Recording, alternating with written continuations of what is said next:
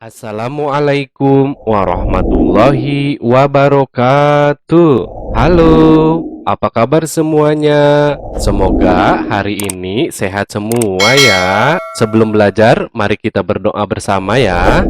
Bismillahirrahmanirrahim. Raditu billahi robba wabil islami dina Wabi Muhammadin nabiyya wa rasula. Rabbi jidni ilman warzuqni fahman. Mari belajar bersama. Sahabat Abi dan Umi, untuk hari ini kita memasuki pembelajaran yang kelima. Pada bagian ini kita akan mempelajari gerak non-lokomotor pada permainan estafet bola. Jam menunjukkan pukul 10.00 waktu Indonesia Barat. Benny bersiap melakukan permainan estafet bola. Ayo mengamati. Amati gambar berikut dengan cermat. Pada gambar ilustrasi ini ada gambar Benny, kemudian Udin, dan teman-temannya. Mereka sedang bermain estafet bola. Permainan estafet bola ini yaitu memindahkan bola dari satu titik ke titik yang lain secara bergiliran ya, tanpa berpindah tempat. Jadi misalnya kita berdiri di sebelah sini, kemudian diberikan kepada temannya, kemudian diberikan lagi kepada temannya, terus akhirnya bolanya dimasukkan ke dalam keranjang. Jadi permainan ini berbeda ya dengan cabang olahraga atletik. Nah, gambar yang satunya lagi di sebelah sini ada Mei, kemudian ada Dayu. Ternyata mereka terlambat ya untuk mengikuti permainan estafet bola. Jadi untuk mengisi pertanyaan apa yang terjadi dengan Mei dan Dayu, yaitu mereka terlambat. Bolehkah kita meniru mereka? Tentunya tidak boleh. Kita harus mengikuti kegiatannya dengan tepat waktu. Kita teruskan lagi ke bagian ayo mencoba. Pernahkah kamu melakukan permainan estafet bola? Pasti mengalami semua ya. Jadi kita tulis di sini pernah. Kemudian apakah gerak dasar dalam permainan estafet bola? Gerak dasar dalam permainan estafet itu yaitu gerak memutar badan. Karena kita tidak bisa berpindah tempat ya, jadi kita harus bisa memutarkan badan kita ke sebelah kiri maupun ke sebelah kanan. Nah, sekarang perhatikan langkah-langkah dalam permainan estafet bola berikut. Kita lihat di halaman berikutnya ya. Nanti lakukan dengan tertib. Nanti silahkan dicoba ya, kita berdiri di satu titik, jangan sampai berpindah tempat. Kemudian kita coba putarkan badan kita ke sebelah kanan, kemudian ke sebelah kiri ya. Kegiatan ini terus diulang sampai badan kita menjadi lentur. Kita lanjutkan lagi ke bagian ayo menulis.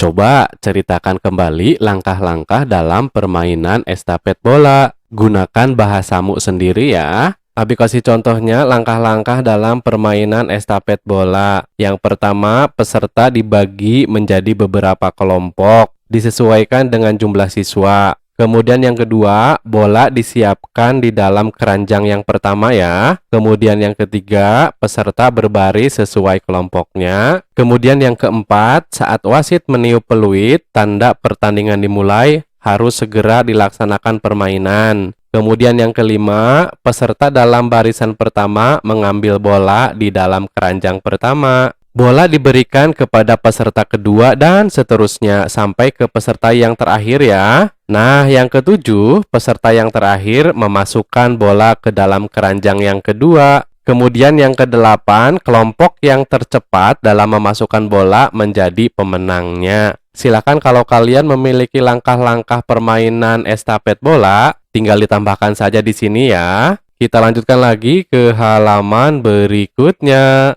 Ayo membaca. Pada bagian ini kita akan mempelajari aturan yang berlaku di sekolah ya. Sekarang bacalah teks percakapan berikut dengan cermat. Dayu, mengapa kamu terlambat? Tanya Benny. Saya jajan dulu, jawab Dayu ya. Ketakutan. Kita lanjutkan lagi. Wah, jajan kan ada waktunya. Kemudian, mengapa kamu membuang sampah sembarangan? Ada tempat sampah di sana. Ah, terlalu jauh. Jadi biarkan sajalah. Itu kan bagian dari tata tertib di sekolah kita, Dayu. Menurut tata tertib sekolah kita, semua murid wajib membuang sampah di tempat sampah. Jelas Benny. Kita lanjutkan lagi ke halaman berikutnya. Bagaimana dengan tata tertib dalam upacara? Nah, di sini ada Udin ya yang sedang bertanya kepada kita semuanya. Dalam tata tertib upacara bendera, semua murid wajib mengikuti upacara bendera pada hari Senin. Setiap peserta upacara harus tertib, tidak boleh berisik. Sementara itu, dalam tata tertib di kelas, kita harus datang ke sekolah sebelum pembelajaran dimulai. Sebelum masuk ke kelas, kita harus berbaris dengan rapi di depan kelas. Setelah tanda bel masuk dibunyikan, semua siswa harus sudah berada di kelas. Kita diharuskan berdoa sebelum pelajaran dimulai, dan setelah pelajaran berakhir dipimpin oleh ketua kelas. Kebersihan, kerapihan, dan keindahan kelas menjadi tanggung jawab ketua kelas dan seluruh siswa. Siswa yang bertugas piket pada hari itu wajib menyirami tanaman yang berada di depan kelasnya. Setiap siswa harus berperilaku senyum, salam, sapa, sopan, dan santun. Jawab Beni ya. Nah, seperti gambar ilustrasi ini, mereka berperilaku senyum, salam, sapa, sopan, dan santun ya. Apalagi di sini Udin mengambil sampah ya yang berserakan. Kita lanjutkan lagi ke halaman berikutnya. Ayo mencoba peragakan teks percakapan tersebut, lakukan dengan percaya diri. Kita lanjutkan lagi ke bagian ayo berlatih. Perhatikanlah gambar berikut, kelompokkanlah hal yang harus dilakukan dalam kehidupan sehari-hari di sekolah. Berikan tanda centang seperti ini pada gambar yang sesuai. Nah, gambar Udin tidak sesuai aturan ya, bajunya dikeluarkan jadi diberi tanda silang.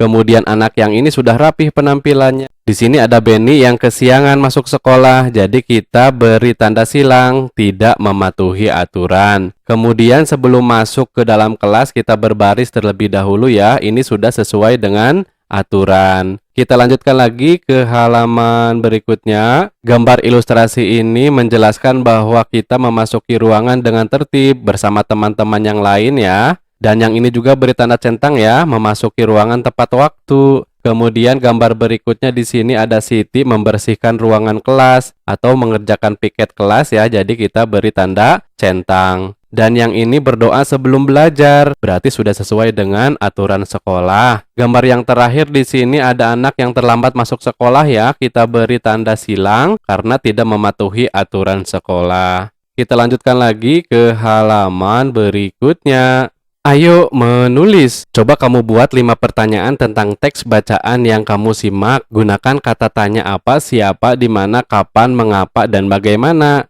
Nah, untuk bacaannya di sini berjudul bermain estafet bola. Beni, Edo, dan Udin sedang bermain estafet bola di halaman sekolah. Beni bersama teman-temannya berbaris dan terdapat 2 baris yang berjarak. Bola diberikan kepada kepala tim di depan. Bola yang dipegang harus diberikan kepada teman di belakang dengan memutar badan tanpa memindahkan kaki. Tim harus bekerja sama. Edo dari tim yang berbeda. Tim Edo ceroboh dan kurang kompak. Jadi pemenang yaitu tim Beni. Mei dan Dayu terlambat mengikuti pelajaran PJOK. Mereka baru datang ketika estafet bola sudah dimulai.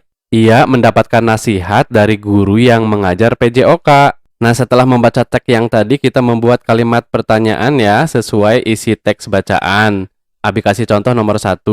Apa nama permainan yang diikuti Beni dan teman-teman? Siapa yang menjadi pemenang? Di mana mereka bermain estafet bola? Kapan mereka bermain estafet bola? Dan yang terakhir, bagaimana cara bermainnya? Kita lanjutkan lagi ke bagian ayo berlatih. Jawablah pertanyaan berikut sesuai dengan isi teks yang kamu dengar. Nomor 1, apa yang terjadi dengan Dayu dan Mei? Mereka terlambat mengikuti pelajaran PJOK. Kemudian nomor 2, bagaimana cara melakukan permainan estafet bola? Selengkapnya tadi sudah dibahas sama Abi ya. Ini hanya sekedar contoh. Bola yang dipegang harus diberikan kepada teman di belakang dengan memutar badan tanpa memindahkan kaki. Kemudian yang ketiga, apa yang dibutuhkan dalam permainan tersebut? Tentunya kita membutuhkan bola ya dan keranjang. Kemudian kita lihat nomor 4, bagaimana aturan dalam permainan estafet bola. Aturannya juga sudah Abi bahas tadi ya. Ini contohnya misalnya harus bekerja sama, mengopor bola tanpa pindah tempat, Siapa yang paling cepat dialah pemenangnya. Kemudian untuk nomor 5 kita lihat di halaman berikutnya. Mengapa tim Beni menang? Karena tim Edo ceroboh ya, sehingga tim Beni yang menang. Kita lanjutkan lagi ke bagian ayo mencoba. Pada bagian ini kita akan mempelajari ciri-ciri keragaman benda. Lakukanlah pengamatan sederhana berikut. Sediakan alat dan bahannya. Nah, di sini kegiatannya berjudul keragaman benda. Alat dan bahan, bola, buku, dan pensil. Petunjuknya sediakan alat dan bahan. Yang kedua, kamu boleh tambahkan dengan benda yang ada di sekitarmu. Yang ketiga, amati bahan tersebut satu persatu. Yang keempat, isilah titik-titik berikut ini. Contohnya bola, ciri-cirinya itu berbentuk bulat, memiliki bagian dalam yang kosong, dan berisi udara ya. Nah, bentuknya berarti bulat. Kemudian nama benda yang kedua ada buku. Ciri-cirinya berbentuk persegi panjang, di dalamnya terdapat kertas dan memiliki sampul. Pada umumnya itu berbentuk persegi panjang ya. Kemudian kita lihat nomor 3 di halaman berikutnya. Di sini ada nama bendanya pensil. Ciri-cirinya terbuat dari kayu, di dalamnya terdapat granit untuk menulis. Dan biasanya berbentuk tabung ya. Nah, setelah kita mengamati benda-benda, sekarang berdasarkan pengamatan dapat disimpulkan bahwa setiap benda memiliki nama, ciri-ciri, dan bentuk serta kegunaan yang berbeda. Nah, untuk kegiatan yang terakhir yaitu kegiatan kerjasama dengan orang tua membimbing siswa untuk menjelaskan hal-hal yang harus dilakukan dalam kehidupan sehari-hari di sekolah. Sebelum diakhiri, mari kita berdoa bersama. Bismillahirrahmanirrahim. Allahumma inni istaudiuka ma'alam tanihi fardudhu ilayya inda hajati wala tansanihi ya rabbal alamin. Semoga bermanfaat. Terima kasih. Wassalamualaikum warahmatullahi wabarakatuh.